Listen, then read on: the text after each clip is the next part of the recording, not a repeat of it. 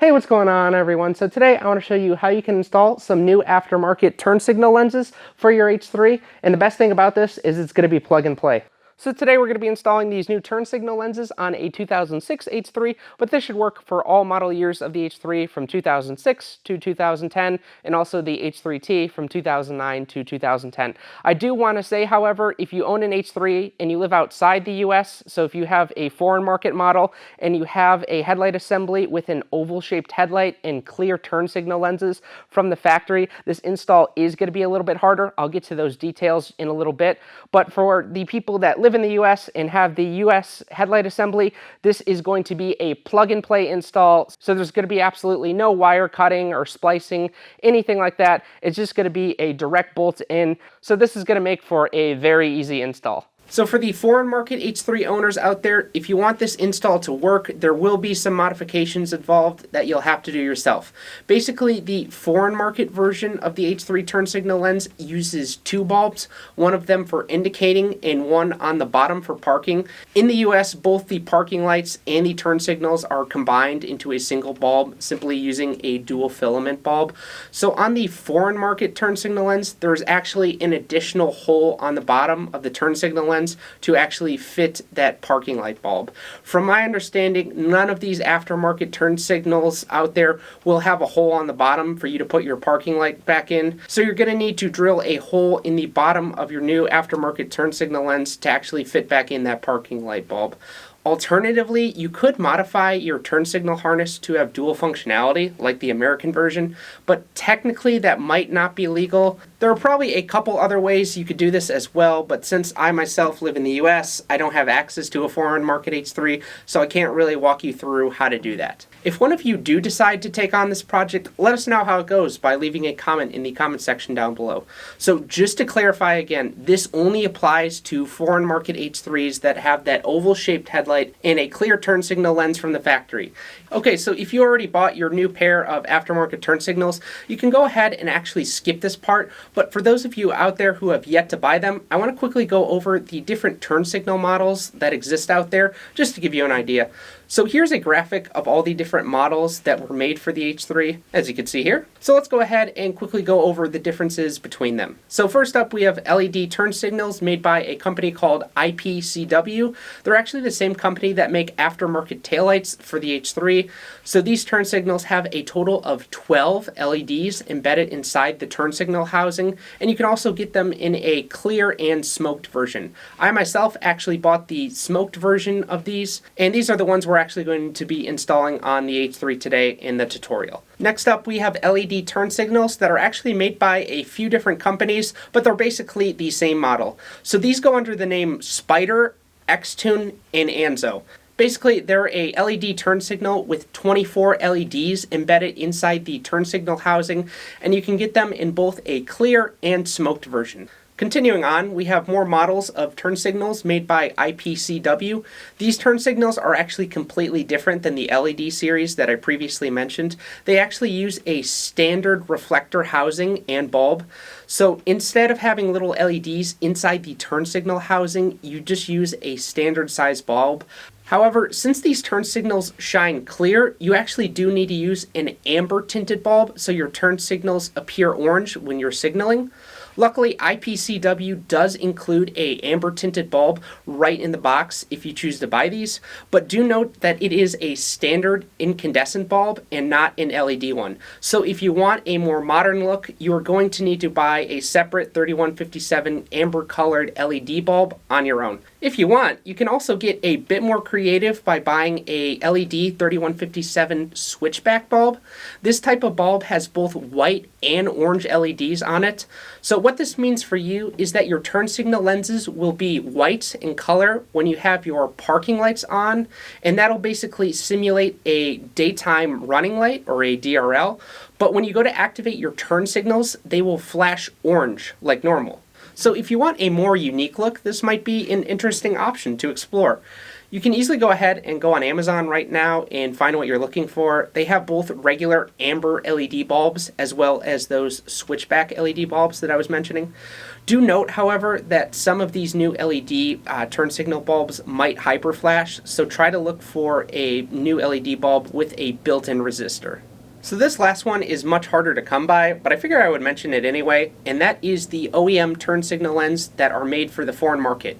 If you guys didn't know, many other countries around the world do not actually use an amber tinted lens like we do here in the US due to different automotive regulations. Instead, they use a clear lens with an amber tinted bulb. So if you manage to find a pair, you could definitely use these if you want. These are going to be really similar to the IPCW reflector style lenses that I mentioned previously.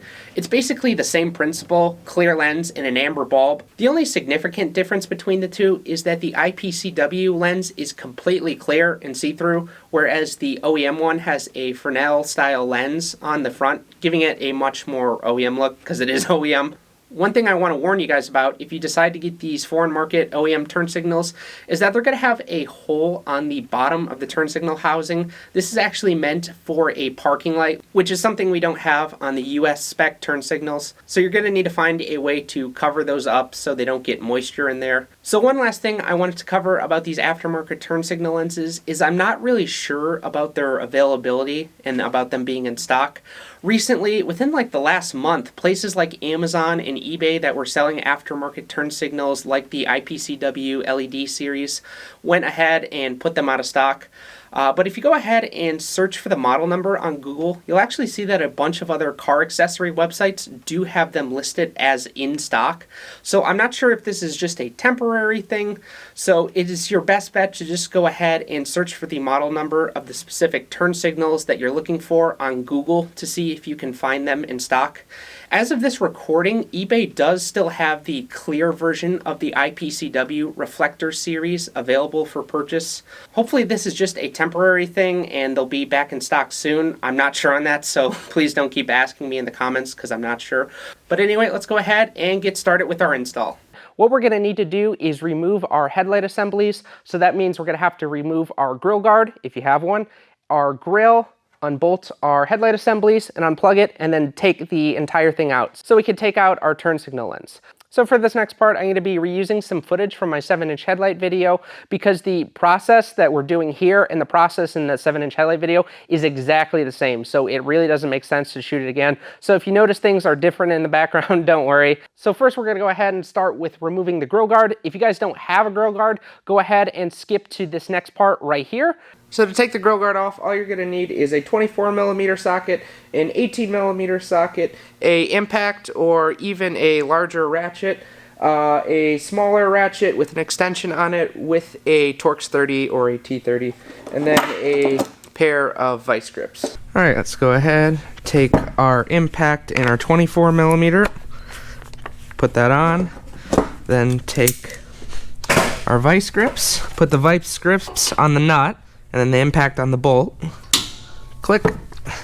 Come off.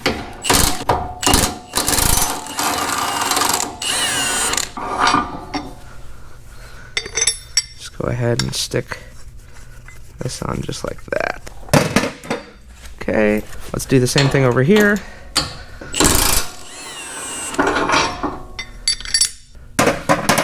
Grab our T30 or Torx 30 and take this little middle one off right there. You want to do that first before you do the 18mm because this is a very small bolt, and then you could just hand loosen it.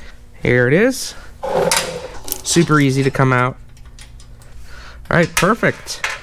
Now we can go ahead and loosen our 18mm bolts. But before we do that, this D-ring bracket right here is actually sandwiching this grille guard in. So once we go to loosen this, this is going to want to fall on us.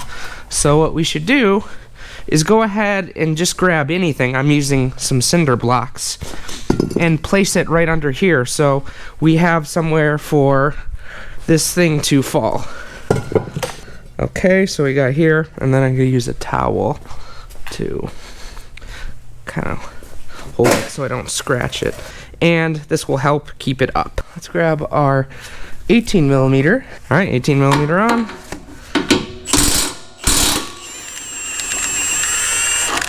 Okay. And this came right out. Oh, and it looks like our T30, Torx 30, the little bolt holder that keeps it in came out, so we could just go ahead and pop that back in. Don't want to lose that. Make sure to keep everything together.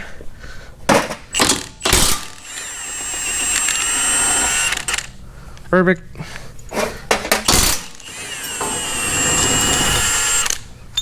And perfect. Now we can go ahead and grab our grill guard. Should come off easily. And then take it off and then find a place to set it down. Just like that. And we're good. Next up, we got to go ahead and remove our grill. So there is a total of 4 10mm bolts, 2 10mm flange nuts, and then 4 grill clips. So 4 of the bolts are going to be located on the top of the grill. So there's going to be one right there, one right here, one right here, and one right there. We can go ahead and zoom in and have a closer look. So the first one right here, you can see it, and then there's another one to match right there. Now if you come around to the side of these, so you got to kind of like come right in here, you can see that there is another one hanging right back in there. And if we go ahead and look at the other side right here, there is a same one.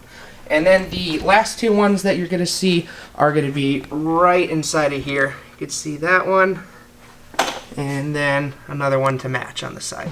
In addition to the bolts, the grill is held on by some plastic clips on the left and the right side over there. If we go ahead and take a look here, and you kind of pull this grill out, and you can see that there's a plastic clips. I've actually broken, I think, both of these plastic clips already because I've taken this grill off so many times. I'm going to go ahead and see if I can link a replacement to these clips because I'll probably want to replace mine.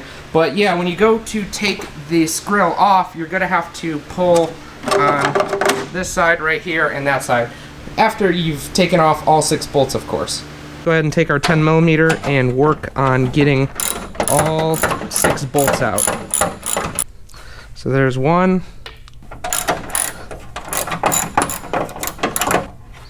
That's number 2. Come around to here. And we got this one right here. These ones on the side here come out really easily. Just got to loosen them a little bit, and then you could hand loosen them off the rest of the way. All right, now let's go ahead and put our extension on and get these last bolts out.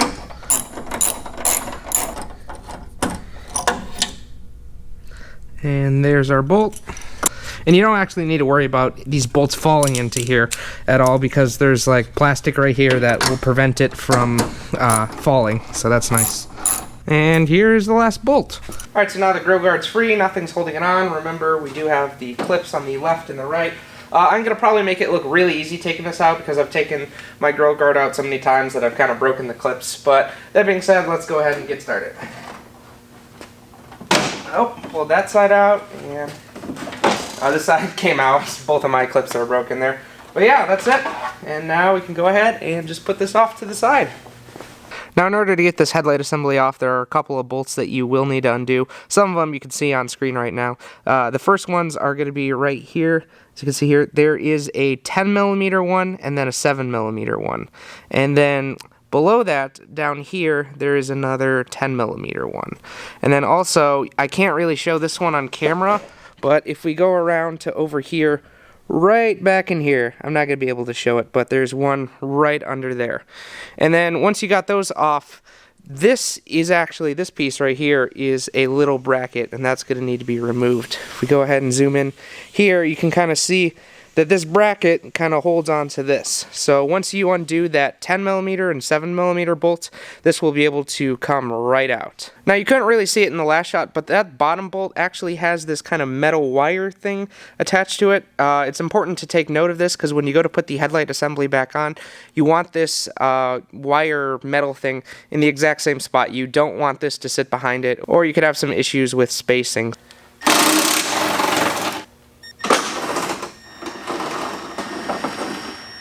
Alright, so now we can go ahead and remove this bracket. To do that, just kind of slip it out of this hole, and it comes right out. Here's that bolt that I was talking about earlier. Kind of hard to see. And here's the bolt. Now we can go ahead and take the headlight assembly out. However, there's kind of a trick to it. On this headlight assembly, there's actually this little hook right here. So in order to get it out, we kind of have to angle it in a sense. Pull up on this fender flare a little bit, and then it should come out. Also, your metal pin thing that I showed you earlier, this little metal wire thing might be in the way, so you might have to push that down. So let's go ahead and give this a shot. So pull up on this, bring this out right here. Now that's free from here, and we'll pull up on it. Disconnect all of these harnesses. So this one right here is the headlight one, so let's go ahead and pop that one out. This is the main harness. Pop that one out. Now we have this one back here. This is the side markers. And we can just go ahead and twist that out, and there's the bulb to it. And that's literally everything. Alright, so once you go ahead and remove your headlight assemblies, just go ahead and put it on a table or a flat surface. Now that our headlight assembly is free, we can go ahead and remove the turn signal lens. So all we have to do is flip this around, just like that. And if you can see on here, we have a total of 3 7mm bolts. So one right here, and one right here. And then also what we need to do is actually just unplug our bulb. So if you just go ahead and twist this, that comes right out. That's one. All right, that's the final one. And now, if we just go ahead and flip this around, just like that, we can see we can now easily take out our old turn signal lens. So now we are ready for our new turn signals, so let's go ahead and unbox these. And if you notice, you have some little holes in here. These are actually meant for bulbs if you have the reflector style. If you have the LED style, you don't actually need them. So also included in the box are these instructions. These are actually really detailed. This is the first time I've actually come across a set of instructions that I actually really like. So these actually make for a pretty good checklist if you want to follow along. They're pretty detailed. They got pictures on them. And now let's go ahead and get these out of here. So since I took the passenger side off, let's go ahead and take that one out. I'd actually recommend just leaving the plastic on here until you install it so you don't get fingerprints all over it. So now let's go ahead and take our headlight assembly and put in our new turn signal. Putting it in is super easy. There are 2 holes on the top, 1 on the bottom, as you can see right here. So just match that up. As you can see, 2 holes, 1 hole there. So let's go ahead and put this in. This little wire on the back right here, make sure to thread it through the hole or these aren't going to fit in properly. So let's go ahead, thread that. Let's flip it around and bolt it in. Real quick, I'm going to go ahead and flip this around, just like that. Now the next thing that we're going to have to do is to plug in our new turn signal light lenses. So let's go ahead and identify where our turn signal harness is. As you can see, it's right here. So now this next part right here is going to depend on which set of new aftermarket turn signal lenses that you have. So in my case, I have new aftermarket turn signal lenses with LEDs embedded in them. So because of that, they have this little wire sticking out. This wire right here is intended to be plugged directly into the turn signal light harness right here. So we actually no longer need this LED bulb in here. If, however, you bought a new aftermarket turn signal light lens with a reflector unit, so it doesn't have LEDs, you're going to actually need a new bulb in here. So this bulb, obviously it's an LED, but it shines white, so does the stock one. So we actually will have to take this one out and substitute it for a orange or amber tinted one if you have the reflector housing. I don't actually need this bulb in here because I have new LEDs in my housing. So all I have to do, and for those of you out there with the turn signal lenses with LEDs in them, all you have to do is plug this wire into the turn signal harness and you'll be good to go. However, do be careful when you go to do this because these new LEDs are polarity sensitive. That's just how LEDs work. So electricity can only flow through one way, so that means you have to plug them in the correct way. So if I go ahead and zoom in right here, you can see the wires coming out of our new turn signal light lens actually has a little message on it. It says, warning, black to black wire. So this is basically telling you how to plug it in the correct way. If we go ahead and take a look at our turn signal light harness, we could see we got a blue wire, we got a brown wire, and we got a black wire. So basically make sure that that black wire is on that side. So if you were to try to plug it in the other way, the turn signals wouldn't work at all. So just go ahead, flip it around, and then you can just go ahead, plug it in like that, and these should work perfectly. All right, so this next part is optional, but what I'm going to do is put some bulb grease surrounding my electrical connection. I want to do this to prevent corrosion and to make sure these LEDs last a long time. If you know anything about the H3, you'll know that getting to this turn signal harness is a bit annoying. You have to go through the wheel well. It's not the easiest thing to do. It's not like the headlights where you could just pop them in and out just by sticking your hand in the engine bay. So I'm going to go ahead and grease these up so I'll have a good solid connection and I don't have to worry about moisture.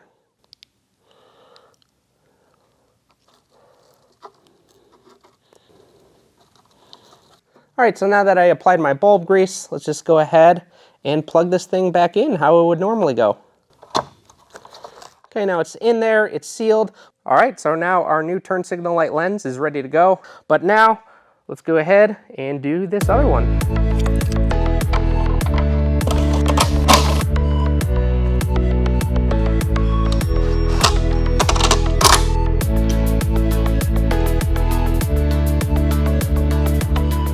All right, now our turn signals are ready to go, and we can go ahead and put them right back into the H3. Just a side note, before you do, this is actually a really great opportunity to replace your side marker light bulbs if you need to. I have new LED ones in there, so I don't have to, but these actually take a 194 style bulb, so if you want to go ahead and replace your side markers, which are these right here, you can go ahead and do so. Or if you just want to go ahead and replace these with clear ones, or there's a couple new styles out that you could pick from, this is actually a really good time to do it because all you got to do is come around to here. And as you can see right here, if you just go ahead and pinch these in, just like that, you can go ahead and remove these side markers super easily. If you don't do it now, you could still do it by going through the wheel well at a later time. But if you want to save some time and upgrade those as well, now is a really good opportunity. In the future, I definitely want to go ahead and upgrade these side ones. I haven't decided on which ones I want to get yet, so I'm not going to be installing them today, but I will be doing a video at a later time on how to install these. All right, so now we are actually ready to start reassembly, but before we actually bolt anything down, let's go ahead and test it just by plugging in the bottom harness right here. So if we plug this in to this harness right here, and then just gently lay it on the top of here, we can go ahead and test both of our new LEDs to make sure that they actually work. Now I'm going to go ahead and turn on the hazards to make sure that both of these are blinking correctly. All right, so let's activate them. And if we go ahead and take a look, we could see that both of our turn signals are working properly. So if anything were to be wrong, you would actually see both of these turn signals flash really fast. That's called hyper flash, but as you can see, they aren't, so we are good. I can also go ahead and put my key in, check both of them. So here's the left one, works, no hyper flash. And here is the right one, works, no hyper flash. And then I can go ahead and then just turn on the hazards again. And as you can see, both of these are working just fine.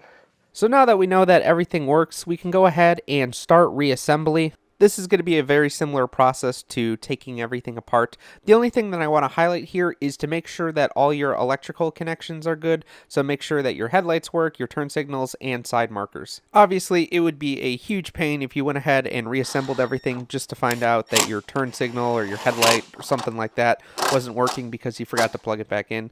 Now time for one of my favorite parts.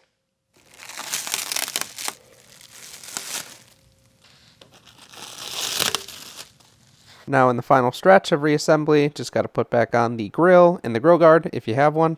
Even though you might not have much of a use for your old turn signals anymore, I would still go ahead and actually save them just in case you ever need them. Say you get into like an accident, you damage your LED ones and you need to get some replacements, you can just go ahead and use these things. Or say you want to sell your H3, get a new H3 and transfer over all your current modifications to that H3. These are a good thing just to hold on to, just in case you ever need them. So I'm just going to go ahead and box these up and have them for safekeeping. So now let's go ahead and take a look at the final results.